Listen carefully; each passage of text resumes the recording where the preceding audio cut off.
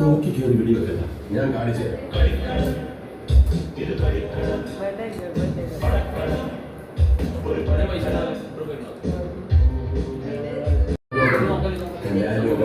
ഒരു കലാകാരനാണ് ഇപ്പോൾ മുതൽ രംഗന്മാർ. വിനയം, സ്നേഹം, മര്യാദ, പ്രത്യേകിച്ചും സകലശക്തി എല്ലാം കലാകാരനാവും.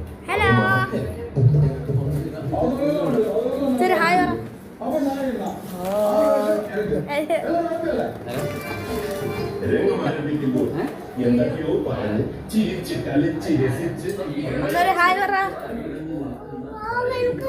Hi hi hi.